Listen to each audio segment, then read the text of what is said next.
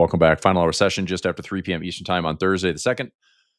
Thumbnail today, no non-farm with shutdown. Doesn't matter. We hit a new all-time high today. We opened up with a gap higher. That makes 30 all-time highs for the S&P in 2025.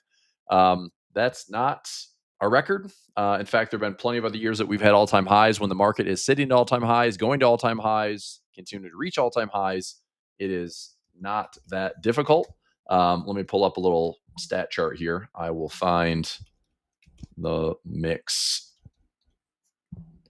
So let me find a print of all the all-time highs that we have seen.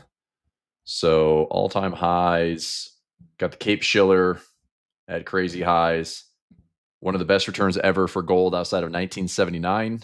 Year to date, gold's up 47.1%. This is as of the end of September. 1979 gold is up 126%. Wow. 1972, 48.8%. Wow. PC inflation, we'll find out at the end of the month. Non-farm payroll, not going to be announced tomorrow. Let's go to all-time highs. I'm getting there in a second. Let's see. Here's an interesting stat. S&P 500 has posted a positive return during the last 6 government shutdowns. The streak may continue this year. The S&P up 0.4% yesterday's session, hitting another all-time high. Under Carter, Reagan, George Bush Sr., Clinton, Obama, and Trump, we've all had shutdowns. So since 1976, we've had quite a few. More than I thought, actually. Looks like we had 1, 2, 3, 4, 5, 6 under Carter. 1, 2, 3, 4, 5, 6, 7, 8 under Reagan. These are all like, I mean, for it doesn't look like very long, literally like a 2-day shutdown on some. George Bush Sr., 1990, Clinton in 95 in November and December. Obama was October 2013. Trump in January 2018, and also February 2018 and December of 2018. Rough year for that. And then, of course, we just started one officially October 1st. So crazy stuff. I mean, 2018, the return, trying to think when we're going, I'm curious how far they go out. Number of days. Start of S&P, end of S&P. Essentially, it's like when we start the shutdown to wrap up the shutdown. The average S&P return is 0.3%. Let me type this out. And then I want to get into a broken butterfly that is going to get really interesting for tomorrow. I could have made a huge mistake and rolled this too early, but basically if price is going to stay here and try to find a high for Friday, then I'm extending the life cycle of my trade. I might still wash it where I pulled in $1 credit. I rolled for a dollar debit, so I'm essentially flat in the trade. I just want to avoid the $900 risk. So we'll see what happens. But anyway, tomorrow I need price to, now that I've rolled it, I need price to stay above 67, and that's $1,000 winner, which I'll certainly be happy with. And then if I can roll my trade out, which I did to October, that is essentially a wash, but that means I don't lose on the remaining credit spread. So we'll talk about that in a minute. I posted that in my daily profit play here. So my final hour session, here's what I did. Roll the broken wing butterfly. So technically this is rolled. So I rolled.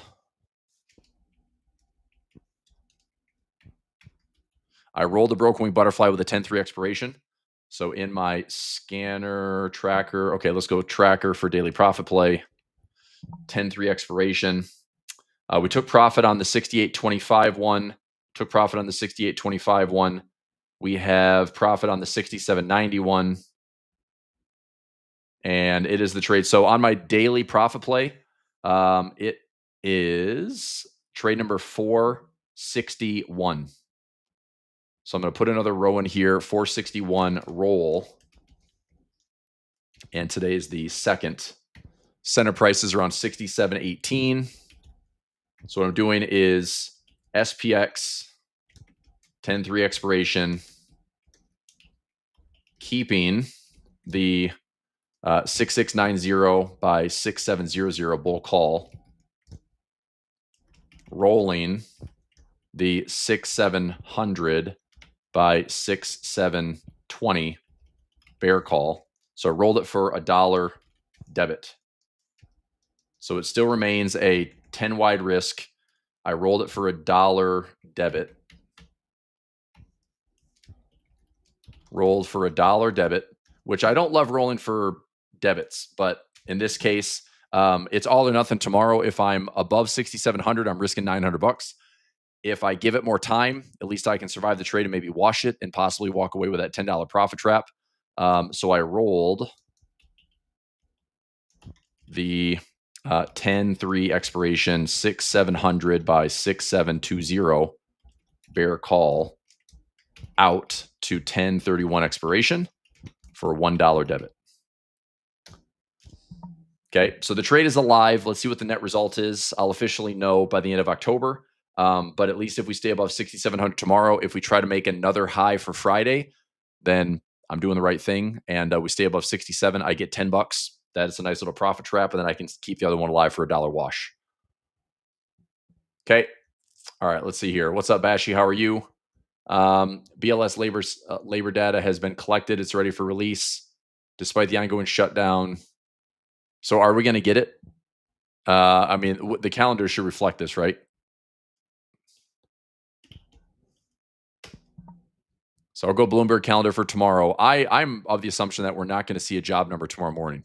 I think it's silly not to, but obviously it makes sense where it's like no news is good news. What does the market know? We don't have any bad data to react on. So non-farm tomorrow morning, it still doesn't show up on the calendar. I have no 8:30 releases in the morning. Everything was tentative on Forex Factory.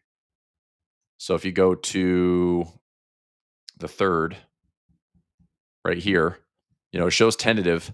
I'm not seeing any jobs data. And of course, if there is jobs data and it comes out terrible, I mean, how easy would it be to spin that and see like, well, nobody's even working. You can't trust this data. That's the age of spin we're in. So I think I don't know. It could be a big nothing burger.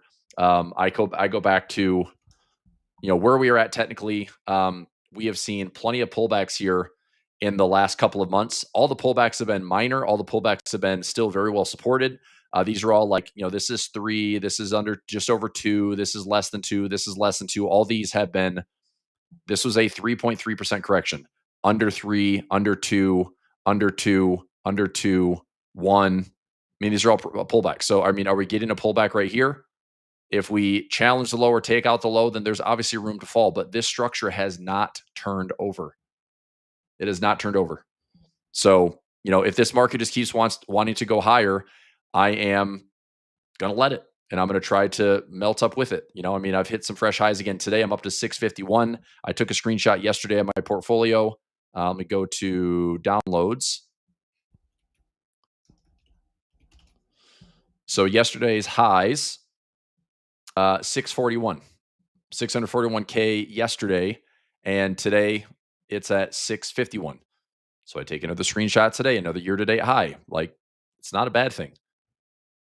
But it's just where we are, man. I mean, we're at all-time highs gold, nearly all-time highs silver, all-time highs markets, all-time highs real estate, getting up to all-time highs again at Bitcoin. Who cares?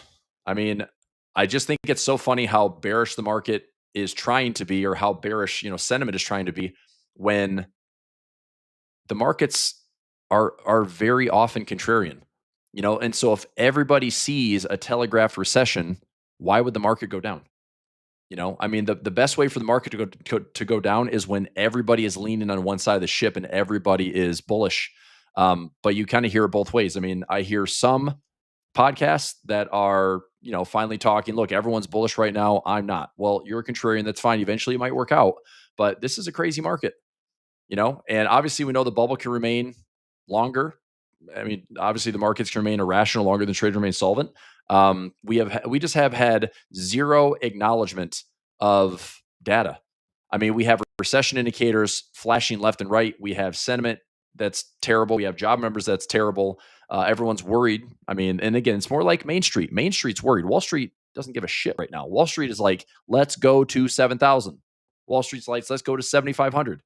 This is 1998, 1999. Let's get in there before the bubble. Fine. So what are we dealing with? Fiscal dominance, accommodative monetary policy.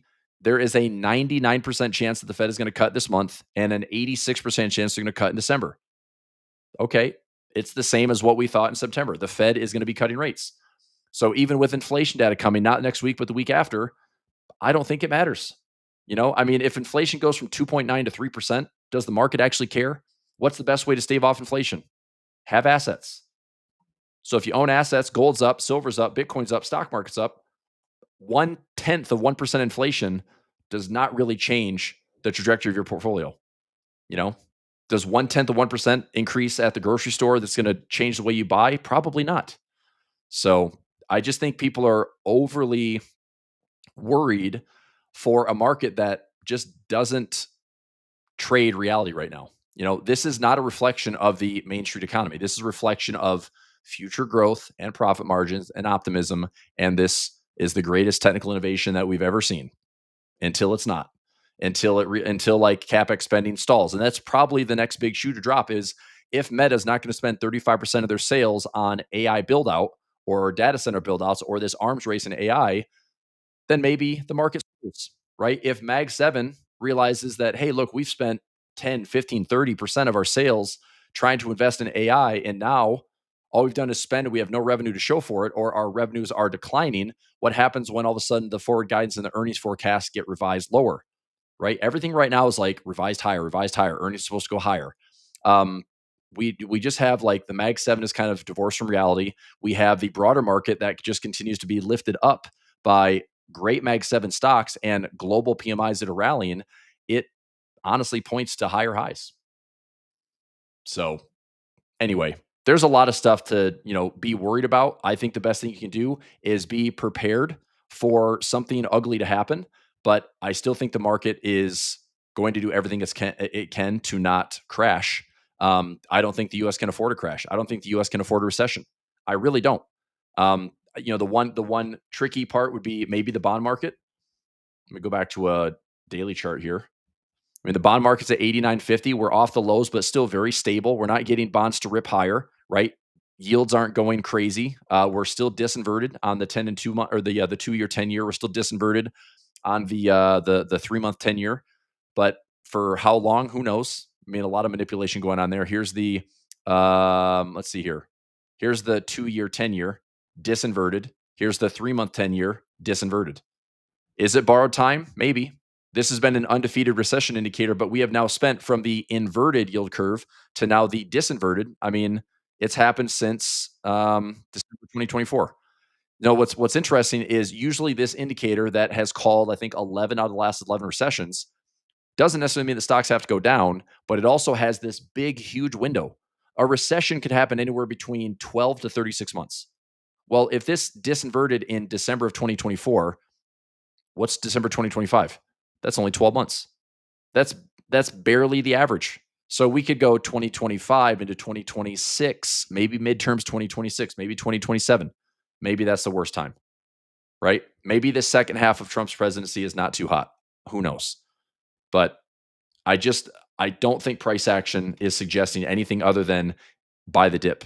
And I still want to see a reasonable pullback. I'd love to see a 5% correction. I'd love a 10% correction.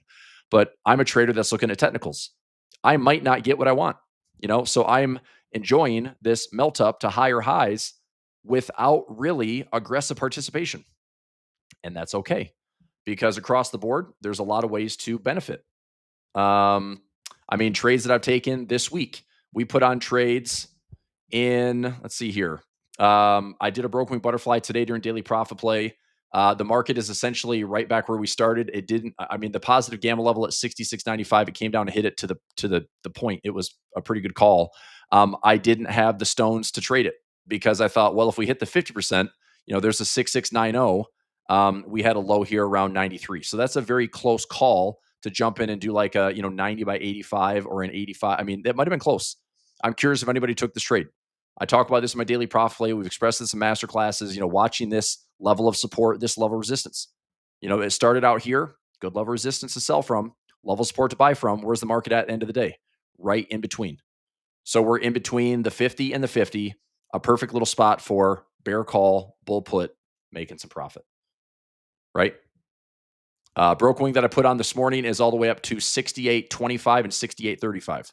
So price have to continue to get quite a bit higher by next week because I have a 10-10 expiration on those. But that's why I was rolling out my 6,700 because I want to see, if I can kind of survive that trade.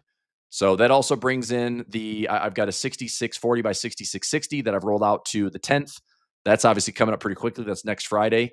We'd have to see a pretty aggressive sell off there.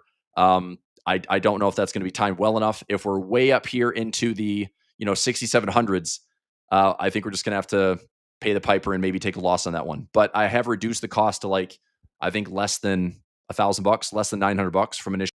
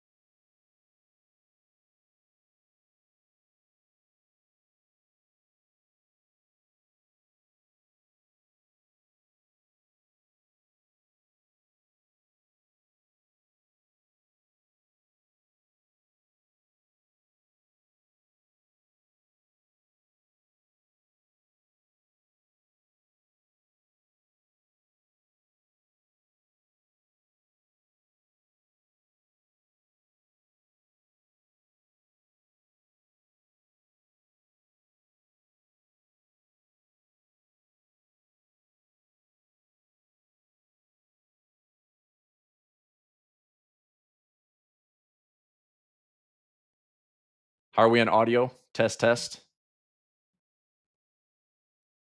testing, testing.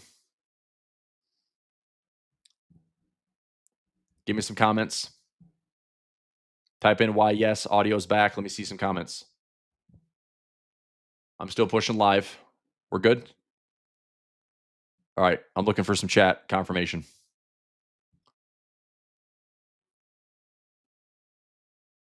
No audio. What the heck? 1 second.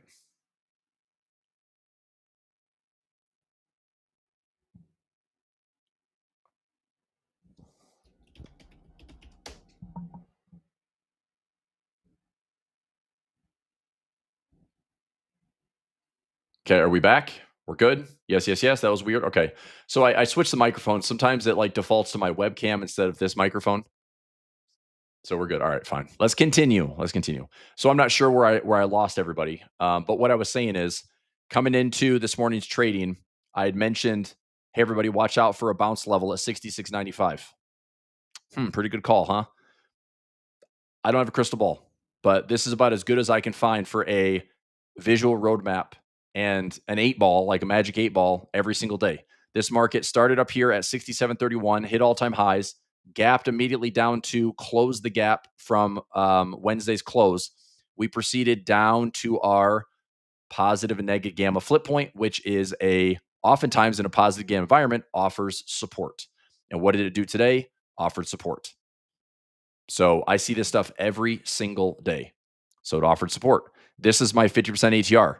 I am, I wanted to put in a trade here. A 90 by 85 would have been great. I think an 85 by 80 would have been very close. I'm curious if anybody took a trade here, a 85 by 80 bull put spread, if that would have offered $1. It might not have, because it was by this time in a 0-day environment, 11 a.m.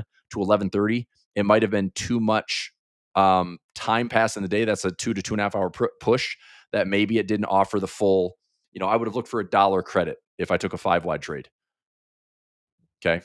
But that would have been a good way to play today. On the call side, when the market first opened, we opened up near the 50%. So I was going high to think, what, maybe this market again doesn't care. We're gapping higher. Maybe we go higher.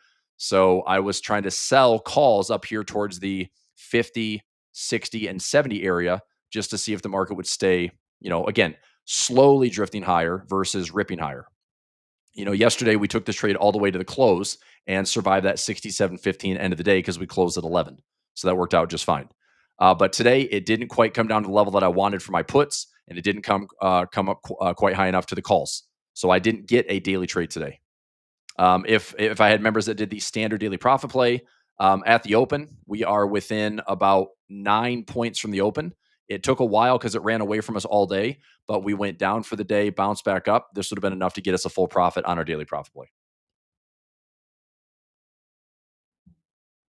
Okay. All right. Good, good, good. All right. Let's keep going. So anyway, this is how I can see this stuff happening every single day. So there's my dynamic trend software, which I have a nice affiliate link for if anybody wants to use this in their own trading. And then I have an affiliate link for Tanuki Trade, which is something I plug into TradingView, and you can see it right here, 66.95 right there, right at the 0 day. There's my gamma pivot. If we break below it, and I said this is the important stuff to watch. Last week's sell-off, when the market was down Tuesday, Wednesday, and Thursday, we were in a negative gamma environment, which means price was below this little pivot. So if we're below, that means usually lower highs and lower lows. When we got back above it, which was the close and open on the close Thursday open on Friday, we got back into positive territory and we proceeded in positive gamma, which looks just like this. Positive gamma is the market is so well supported every single day, it acts like it refuses to go down. Okay.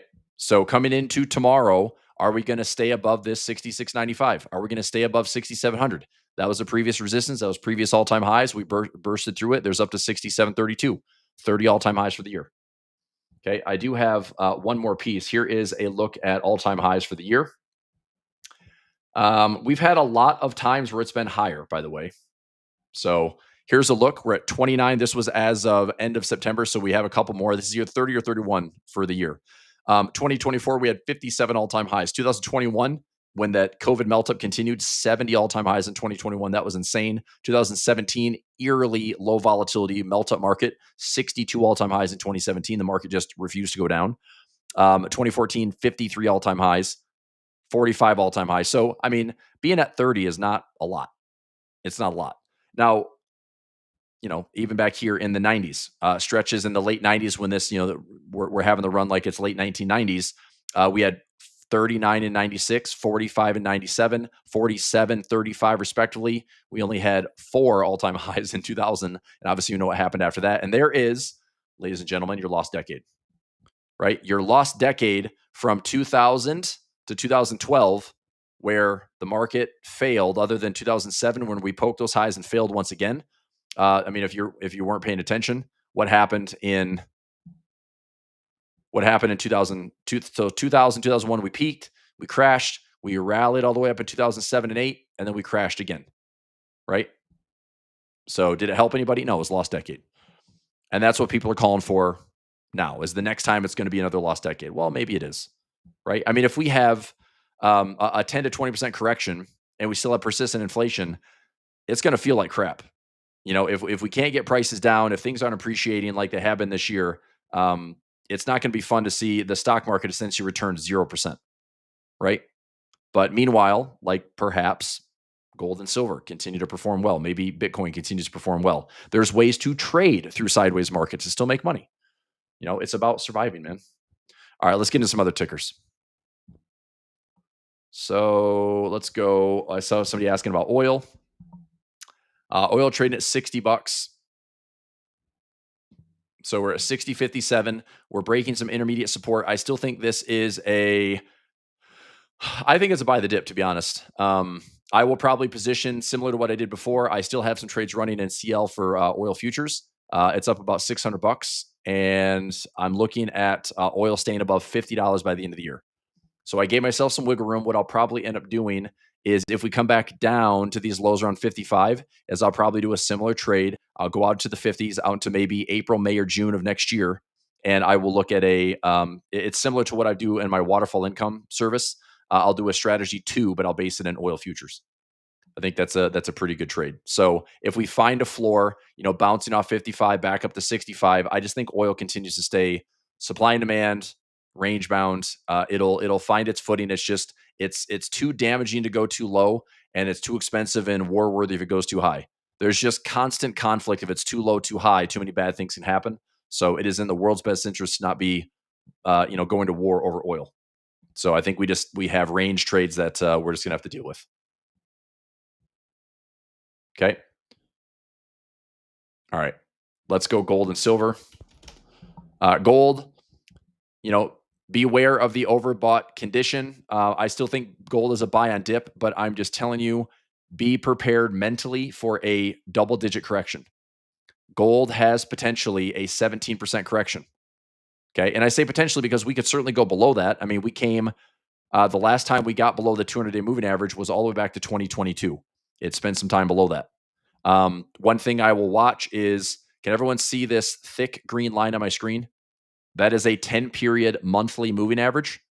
Okay. So if price gets below that, that is usually a time to help you avoid catastrophe. Now, that's a long ways away. So what I am doing is I am dollar cost averaging and scooping up more gold if we have positions fall into these levels. I don't think hitting all-time highs at 38.95 is the end of gold. Okay. I think getting pullbacks and having more chances to buy the dips. I think gold ultimately, it's going to take some time, but gold is behaving like a very different asset now. And I think this is, kind of showing that there's less and less reliance on bonds, and that's a $40 trillion market. So I think that if you have 1, 2, 10% of the bond market that's going to go looking for other assets and other ways to appreciate other alpha, I think that it is kind of borrowed time in the bond market, but probably great for gold, great for silver, great for commodities, great for actual physical anything. And I think that's possibly the bigger threat to the bond market, which is also why the Fed is cutting on the short term side, because everything that we are peddling debt wise is short term debt. We are peddling and servicing short term debt. We are controlling the short end of the curve. So when we borrow, it's 12 to 24 months out. And what we are trying to do with stable coins is get the synthetic bid of a longer duration. So there's just forced buying in the bond market. But the short end of the curve, if they can keep rates artificially low by having the Fed go into a cut cycle, um, it all might work out. It's kind of, creative accounting, but it doesn't keep anybody tied to the US for 20, 30-year duration, which is what's caused, the regional bank crisis in 2023 was a duration problem when interest rates were up. So the longer duration you have, the more you're interest rate sensitive. And that's why there were some insolvent banks in 2023. It was backstopped by the Fed. JP Morgan made out like a bandit. There were some huge banks that benefited from some of those crashes.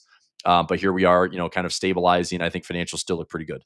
But gold, I think a 10 to 17% correction is very possible, but it's not going to be awesome, right? It's not going to be awesome. If we have a 10 to 50% correction in gold, that means something big on the dollar, something big in the bond market. I mean, it just doesn't happen out of nowhere. So the other option is that we just go sideways on gold and we consolidate, and all these moving averages just catch up. Maybe gold doesn't really go down. Maybe it does the same thing like it did here. It went sideways for months. We had a high in April and it took until September, August to break out, right? So it was a 4 to 5 month consolidation period. We made higher lows, higher lows, higher lows, higher lows, and we proceeded to break higher. So if we have another consolidation level, maybe gold is going to find a floor at 3,800. Maybe it finds a floor back here around 3,500. Maybe we don't hit this moving average, but if it just goes sideways, it allows these moving averages to catch up.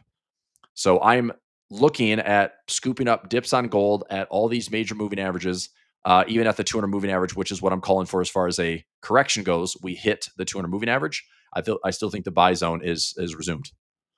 Okay, silver.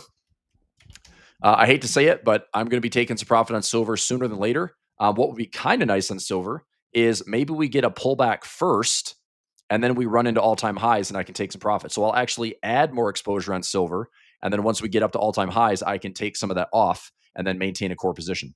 So if I can get some dips on silver, it's kind of the same thing. We don't have a huge bar count on silver, but we do have very solid support going all the way back here to this kind of wave 3 structure. This is wave 1. This is the pullback zone, which is perfectly at a 618 retracement. And then finishing this move, okay, we've hit kind of this A, B, C, D. We have yet to really see a pullback. So as far as another fib going from low to high, I mean, if this is going to establish a low, this could be the pullback inside of maybe we pull back to $41, $42 again, maybe pull back to $39. But to me, this is just offering up chances to buy dips, right? I mean, if we're not at all-time highs, I'm still going to trade them to all-time highs. The difficult decision is if we get to all-time highs and I take some profit off and it still runs hot, I'll be a little mad because then I'll just be waiting for pullbacks. So if we get a pullback first, awesome. I'd like to get a pullback in silver, load up some more positions, and then take it up to these highs around $50 spot price, and then dump a chunk of my shares, allocate down to like a 10% holding in silver. That's probably where I want to be. I want to be like 10% silver, 10% gold, 10% Bitcoin. I think that's fair. I might step it up a little bit more, maybe go like 15, 15, and 10, maybe. and then play the rest in equities.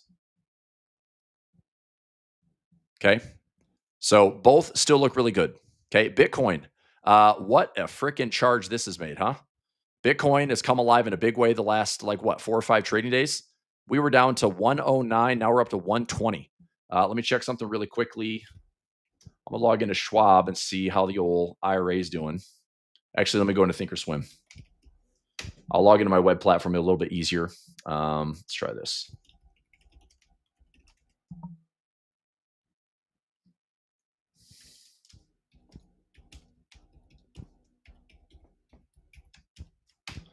Okay, let's log in.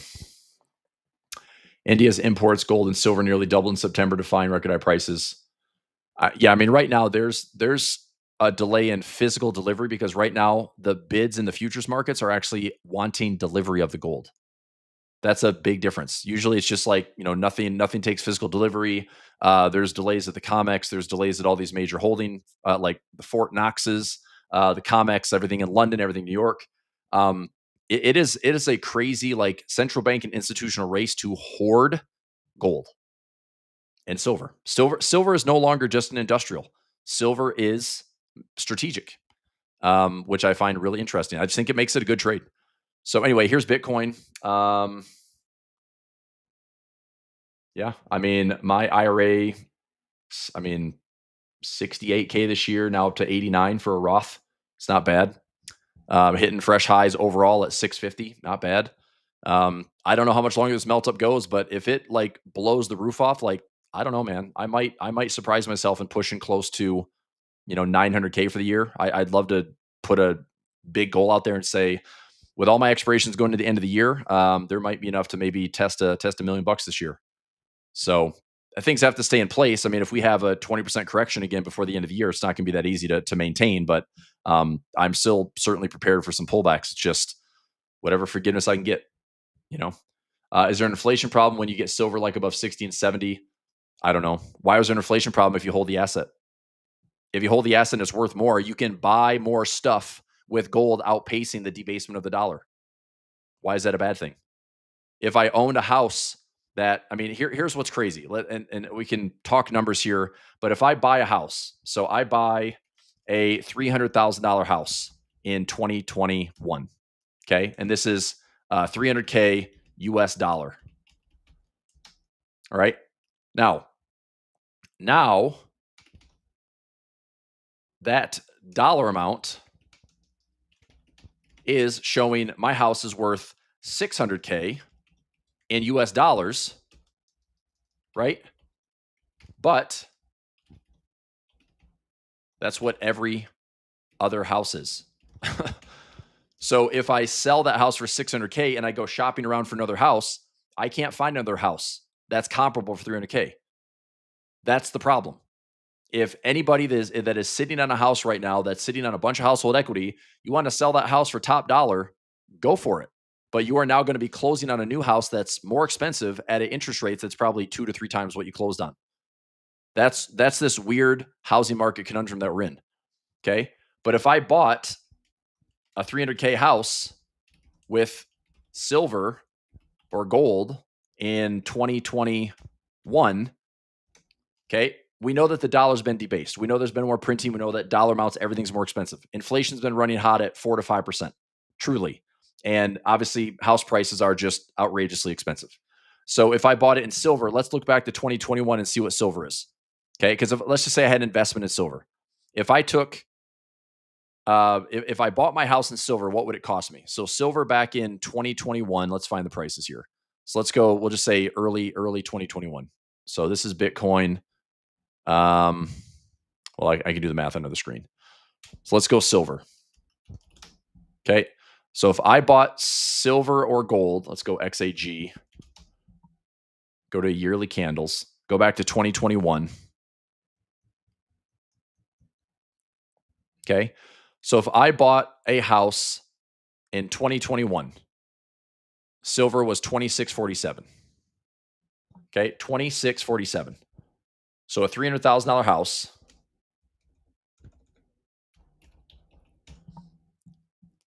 it would take 11,333 bars of silver. Okay. So 11,000, gosh darn it, 11,333 bars of silver for 300K house in 2021. Okay. So if I have that many bars of silver, how much is that worth right now? Right now, that same house, 300,000 divided by 4686, now it only takes 6,400 bars of silver. I can get more with less. That's appreciation in an asset.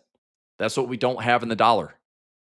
You know, that is why I think, I mean, gold and silver are probably musts in the portfolio mix, or else we are going to continue to see dollar debasement and people just losing purchasing power and having nothing to show for it. If you look at the inverse of the S&P 500 and put in M2 money supply, they are pretty much in tandem. As money supply goes up, stock market goes up. As the dollar gets debased, stock market goes up.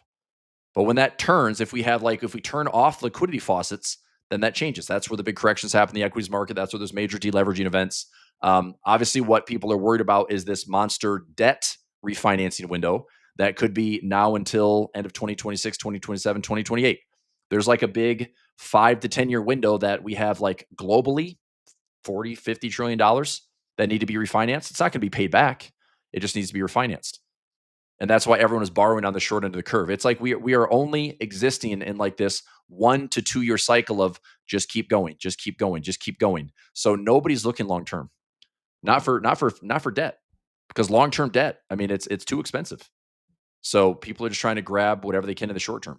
And that's what the Fed is controlling. That's what the US government is doing. Okay.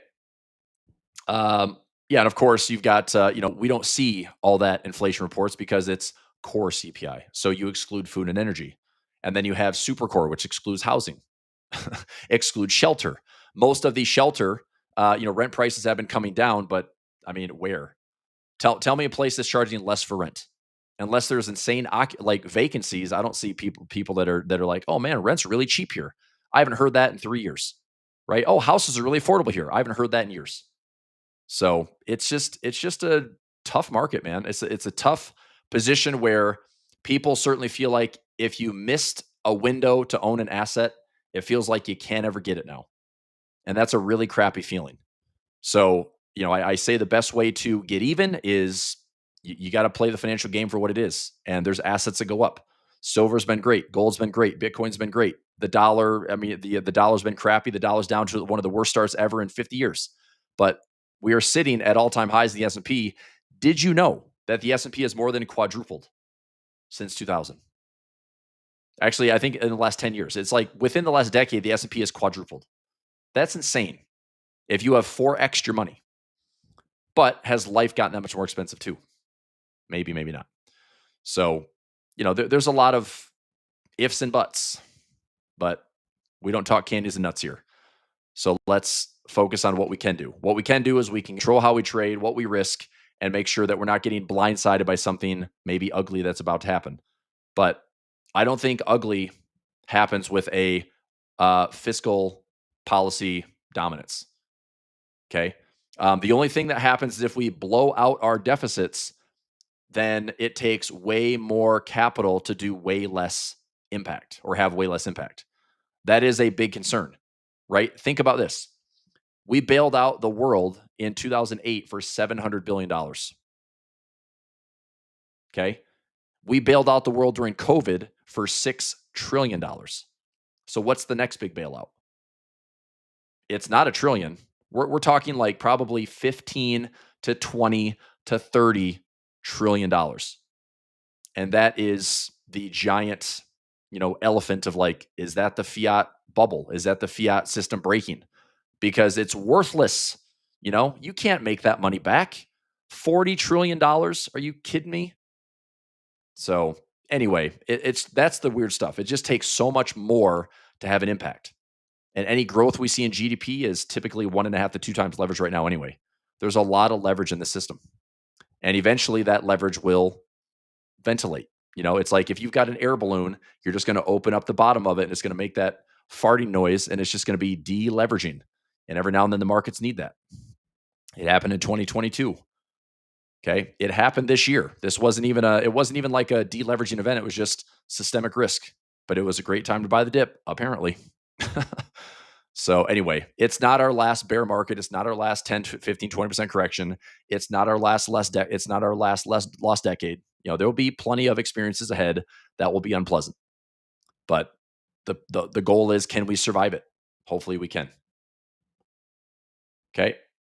Adrian says Texas is probably the only place where house prices actually went down.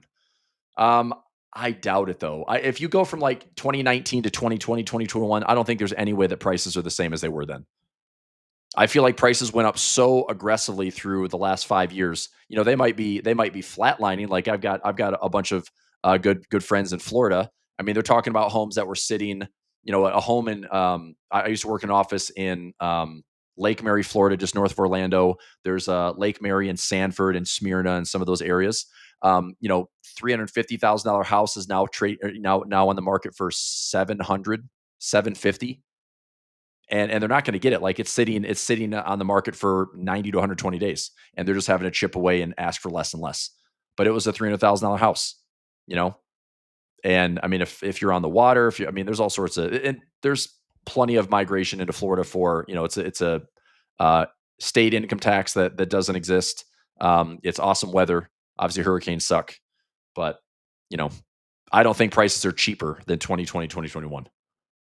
But Florida is definitely feeling it. It's interesting you say that in Texas, Adrian. It doesn't surprise me, but I'd say it's probably plateaued or decreasing in the last maybe 12 months. But I'd be shocked to see any market that is not appreciated in price since 2020. So, anywho, all right, we're coming into the final few minutes here. Gold, silver, we talked about. Bitcoin, we talked about. Anything else you wanted to review? What else? I'll run through some forex pairs. Yep, sure, of course. Dollar index.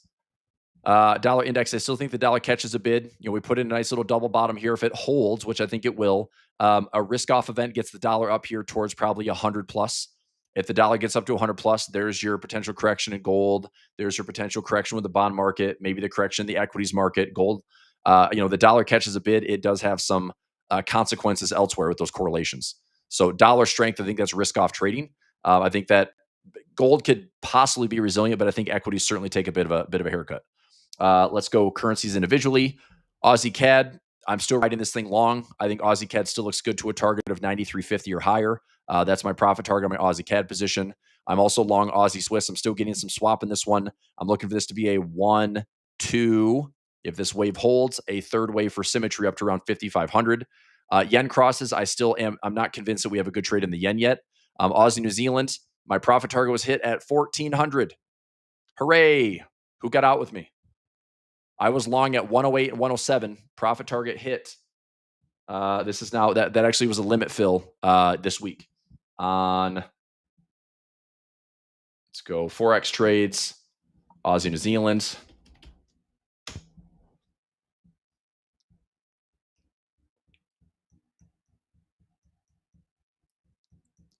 Trying to find my trade alert here. All right. I know it's in here somewhere.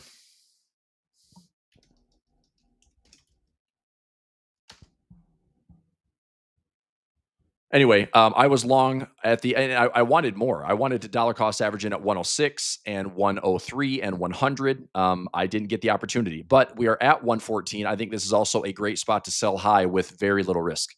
If you sell Aussie New Zealand, we don't want to go too much higher than the 114, 115 handle. If this is going to put a topping pattern in, this is a great range trade to take it back down into, maybe 100 or 1.10 or maybe 109 to 108. So anyway, point is I was long, took profit at 114. So that's been a nice winner. Aussie dollar. This is honestly, this is what has turned me off the forex trading a lot this year. Is look at how much manipulation is going on with these price actions in dollar pairs. I mean, this thing is clearly going higher highs, higher lows. Holy, wait forever watching paint dry price action. I still think it goes up to 68.90, 6900, but we might have a pullback that hits 64, maybe even down to 62 before we actually get there. I just don't lose sight of the bigger picture. I think this is still a great trade to the upside, but it's either going to take months and months and months until we get there, or we have a nasty pullback. We still position for it. We still get the trade. It's just, you got to be patient. CAD Swiss refuses to turn the corner. I'm still riding this thing out. I'm going to be long in this one for a bit. CAD Yen's turning south. I'm just not convinced that I've got to take the yen strength right now. Swiss yen is looking better. It's not a topping pattern yet. Not a topping pattern yet. Okay. So high to low. Are we going to continue to test this 181 level? This is 180. So if we sweep this low, is this a head and shoulders or crown pattern we can take a swing trade with? Euro Aussie, still garbage, really choppy. Euro CAD has been trending higher. Euro Swiss, I'm long, holding long for that structure at 9,200 support. Euro Pound is just robot trading for me. Euro Yen, similar to Swiss Yen, we'd have to take out the 170 handle. If we take out 170, maybe form a nice little pattern. Anything below 170, if we have confirmed breaks below 170, that could be a very, very nice trade to the downside. Euro New Zealand, overbought on a daily time frame. This actually might be a good opportunity for a strong sell trade. Euro New Zealand sell, Aussie New Zealand sell. Those actually look pretty good. Euro dollar, be careful. Watch the dollar index. I'm probably more interested in if we get a pullback on euro dollar, then maybe like the 112, 110, 108 dollar cost averaging into the support zone and looking to see if it will proceed higher, right? If this is a channel, okay, if it ends up pulling back, I want to buy some more and see if we go up.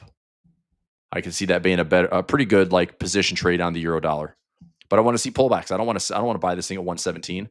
I want to buy it at 112 or 110 or 108. Pound Aussie, no trade. No trade. Pound CAD, still making highs. I don't like the structure on Euro CAD, Pound CAD. Pound Swiss, I'm still long here at 107. I'm holding 107 longs. Pound Yen, no trade. This one might end up setting up a topping pattern. Keep an eye on this yen stuff. If we go, Swiss yen, Euro yen, Pound yen, dollar yen, and we see some structural breaks, that could be the yen basket lining up for a good trade. Pound New Zealand, I think this one looks pretty good for sell trade. So that's Aussie New Zealand, Euro New Zealand, looking good for maybe some short-term strength in the New Zealand with some nice resistance here at 2.32. Pound dollar, I'd stay out of that one for now. New Zealand CAD, I'm still holding this one long. If we get New Zealand strength, I've got a measure move all the way up to like 8,500, 8,530. New Zealand Swiss, I got to wait. CAD Swiss and New Zealand Swiss are a while. Eventually, this has been in a bear market now for a while. I mean, this is embarrassing. I've been basically dollar cost averaging this thing since like 5,300. So I'm down, 600 pips, but my cost basis is down to like 4,900. So I'm still riding this thing out. I've still got some positive swap. It's just been a slow bleeding trade. But if we turn the corner here and get some Kiwi love, I mean, I'm just looking for literally a bottoming pattern that gives me a 1 to 3 wave move. Like wave 1, pullback, wave 3, measure symmetry, get out at maybe 5,200 or 5,300 and just get out of the trade. If I want to get greedy, then maybe hold into a 5 wave move. We just haven't seen anything turn up bullish, right? This has just been, look at how strong this trend has been. Just bears, bears, bears, bears. So until we start breaching these moving averages to the upside, it just isn't enough confirmation to turn the corner yet. But I am long. I'm just in early and I'm in small. New Zealand yen, I'm going to hold off on this one. New Zealand dollar. I think New Zealand dollar looks pretty good. If you're willing to buy in or dollar cost average, buying small and maybe even, 5,800 down to maybe 5,600, stop loss below the dollar swing and see if this Kiwi dollar gets back up to, 63.50 or so. Did you get into the trade? Yes, I did. I got filled in that this morning, Rick. Yep. That got filled during our morning session. Yep. That's a 35 pin on the broken wing butterfly for $1. Yep. Dollar CAD. So I think this is a sell trade. I think if this just pulls back, okay, watch the structure. If this bounces, break structure, this heads lower. And I think you can take this thing down to like 3,400. So, I mean, maybe some solid resistance around 1.40. Probably patience is key. I mean, I don't like the fact that I'd be holding a short position with negative swap. But if we want to see some better volatility, wait for this structure to break. And then we continue on with a high, low, lower high, lower low. and we can take this down to like 34 or 3,200. That's a great trade to get out of for some nice profit, and then I would be scooping up some discounts. But I think this is a sell trade.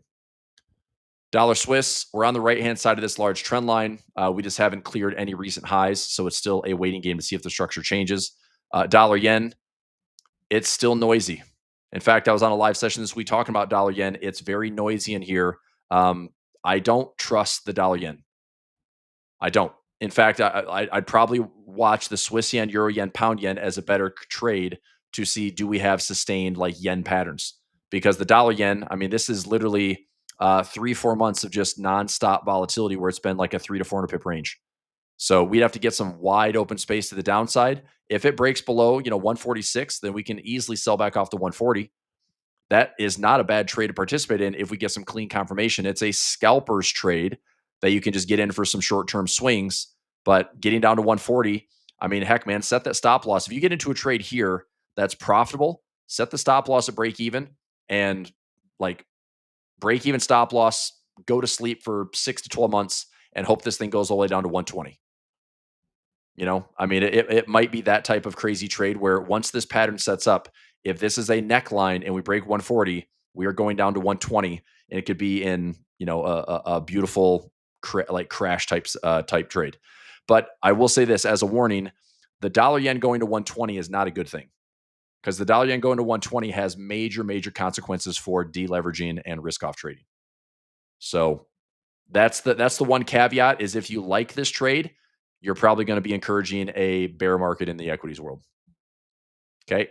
And that gets us through all currencies. I did all 26. Cool. All right. Couple things in Telegram, couple things before I go. I did roll. I rolled this trade right here. This was again, we're going to see what happens tomorrow. Obviously, if price is less than 6,700 tomorrow, I will regret this trade. Because if we're below 6,700 and we're below 6,690, well, that means I'm going to eat a loss on the bull call spread, and I'm washing the credit for $0. So I might actually take like a $50 to $100 loss, but end of the day, it's better than losing $900. So wishful thinking is the market doesn't really do anything tomorrow, and we stay above 67. This 6690 by 6700 is a $1,000 winner, and that would be great.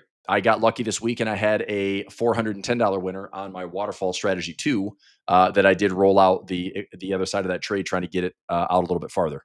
So I'm trying to extend the life of these trades, and seeing if we can get some of this like pullback window. Maybe there's some blood in the water / some toxicity in the air that at least gets the market to stop going up for a second. But what do I know? So we'll see, man. Tomorrow, non-farm, that's not going to have any news.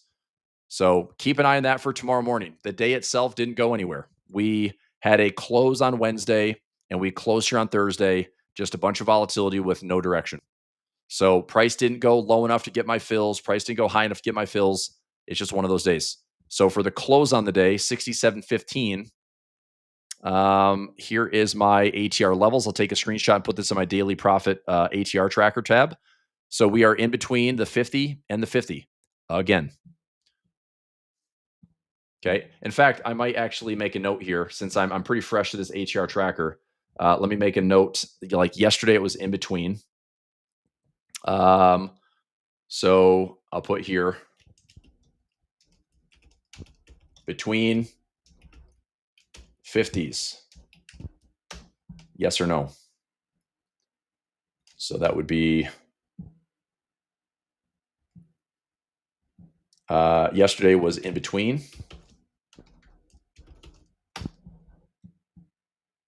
Check and see. Yep. So it was in between the 50s yesterday, in between the 50s today. That day, I'm trying to think, the close. What day was this? 9:30 expiration, 9:30. So 9:30. Oh yeah, this was the end of the month. So we were up into the close. What was the 50% up? 66.86, and we closed at 87. So we pretty much like finished. No, I'll put right at the 50% ATR up.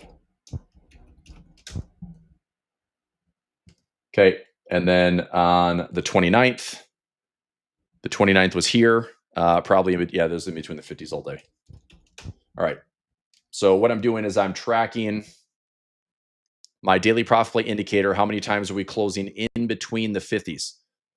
That is a pretty great mechanical trade day in, day out. If you just look at selling resistance or, and I do credit spreads. So I like to sell credit spreads at resistance, sell credit spreads at support, and see if the market can just dance around between these levels. So I'll take a screenshot here. We closed pretty much a nothing burger today. And I'll take a screenshot. So let's copy link, paste it here. And closing price is 67.15. Okay, so that is updated.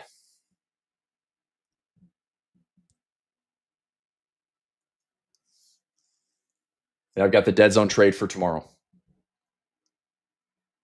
Has the put to call ratio changed? It's pretty extreme on the call side. Let me see if I can pull up the indicator here. Put call ratio. I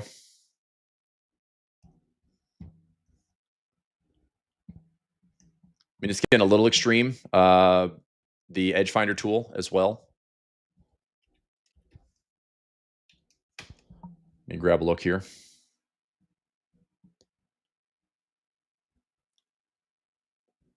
We got it pressing towards the call side. I'll pull it up right here.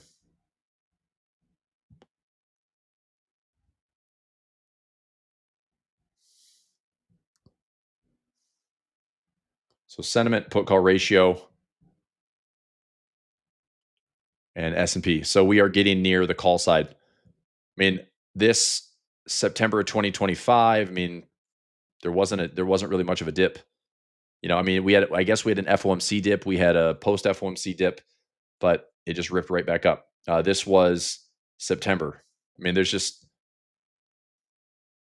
isn't coincided with really any major corrections, right? Our big correction here was July to August. July 31st to August 1st was like a 3.3% correction. It's just not showing a ton, but you know, it's going to bounce back up. We'll see. I think that the market having these ventilations, I mean, everything's been pulling back. Every time we've hit highs, we pulled back a little bit, right? So hitting highs, pulling back, hitting highs, pulling back, hitting highs, pulling back, hitting highs, pulling back. I mean, the 1 hour chart is offering some really good dynamic support. You look at it, as long as it stays above this 200 moving average and it clears these lows, higher highs and higher lows persist. If this structure changes, there's obviously a lot more room to the downside based on the daily chart. But right now, this market is just staying complacent, staying positive gamma, and continuing to melt up until price tells to do something else. The last time we had a really nasty sell-off would have been non-farm payroll. If I go to the daily chart, I can find it. So if you look back at our pullbacks here, this was our July to August pullback. I don't even know what this one was. FOMC was all the way up here. Okay. I don't remember what this was. Like, I don't know why the market gapped down. I don't know. 29. It's like, what was this? Was this non-farm? No, I don't think so. Non-farm started at highs and fell off, right? So if I go back, this is probably easier recollection. This is FOMC. So this is our FOMC noise. Non-farm would have been right here. Non-farm was up to highs on the 5th, drop for the day, and we hit positive gamma again by the end of the day. So it got to negative gamma briefly, positive gamma by the end of the day, and then up higher on Monday, Tuesday, up higher Wednesday, positive gamma, positive gamma, positive gamma. Everything was all eyes on the Fed. Market went higher. Post-Fed, market fell. Positive gamma after Tuesday, Wednesday, Thursday, positive gamma was reached on Thursday. Higher, higher, higher, higher, higher. Positive gamma. It happens. Okay, I'm going to let you go. Good stuff. Come back and do it again tomorrow. We will be live tomorrow morning. Daily Profit Play in the AM. Daily Profit Play room is open. You're welcome to join. I do have a couple links I can share. I'll share my Telegram, Chris Pulver Telegram. I'll share this link. And also, if you'd like to join me, I'm doing a new segment on Mondays with Kane Shea. We're going to start doing a gamma report Monday afternoons. So I think that's going to be Mondays at 2 p.m. or 2:30, and we start next week. So a couple of fun sessions there. So I'll be doing my standard daily profit play every single day, macro Monday, technical Tuesday, watchlist Wednesday, trending Thursday, fast money Friday, every day. Running all these services. Kane and I are connecting on a Monday kind of macro gamma report where we just talk shop. We see the markets in a similar way. I'm probably a little bit higher energy when it comes to I know I talk fast and I'm not trying to. It's just I don't know. I think it's because I listen to every podcast at 1.25 to 1.5 speed. So it's just kind of how I'm wired right now. But if you need me to slow down, that's why I do a bunch of master classes for the week because we can take it one step at a time. But there's a lot that I want to cover, and I don't love a bunch of dead air when I'm in these live sessions. So I do talk fast, but I'm not trying to talk over anybody. There's obviously ways I'll break down everything in extensive details. So let me get you a couple links out here. Chris Pulver Telegram link is coming up right here.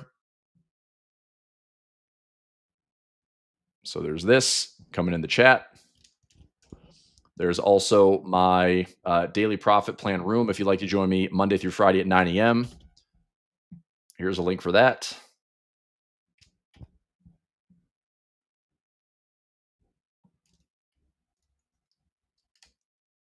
No, that's not what I said at all, Adrian. I'm just saying that I get the feedback where, Chris talks too quickly. I need to slow his, like people listen to my recordings and they slow my speed down. So I apologize for that. This is daily profit plan, weekdays, 9 a.m. Eastern time. And if you'd like to join Kane and I for these Monday gamma report sessions, they start on Monday, October 6th. Gamma report Mondays, 2:30 p.m. Eastern time. I think it's 2:30 or 2 o'clock. Let me double check. 2 o'clock. So it'll be good. 2 p.m. Eastern time. And there's a link for that. Okay. So we're doing the sessions at 2 because if I run a session at 2 and he and I wrap up, I can just roll that right into my final hour session. So what I might do is actually stream to both. I might, do the gamma report and just keep the stream running and then take it for the final hour or just do a brief pause. But either way, ways to trade, ways to join, hopefully ways to learn and earn. Let's keep making some all-time highs. 654 all-time high. Screenshots going in. No complaints. Just a wild and crazy melt-up market. So year-to-date highs. This is October 2nd. Year-to-date highs.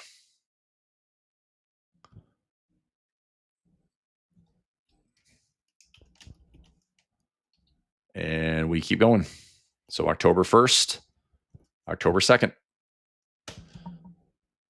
I mean, I've probably had 20 plus all-time or year-to-date highs over the last month, August and September. So I am finally getting like the benefit. A lot of my trades too that I was, taking during April, March, May, June. A lot of them are now getting to that time decay cycle where I have done enough in the market where once I start participating in March and April, now I'm to that point where the theta decay.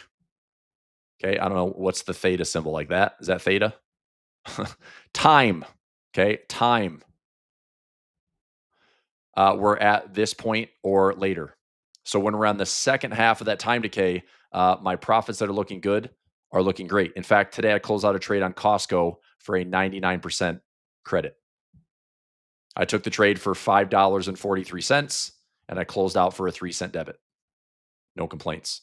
That was on my Project Options Edge. So trades like that are starting to line up. I've got a lot of trades with a 98% probability of profit, 99.5% probability of profit.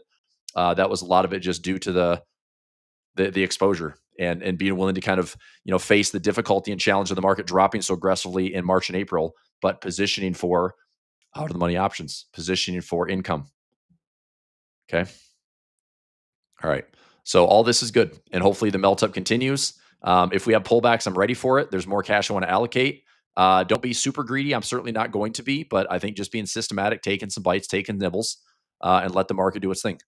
I shared a stat this week that also every time we've seen new highs in September, 20 out of 22 times since 1950, the market has closed at Q4 highs. So we're clearly on pace to continue just to grind higher through the rest of the year.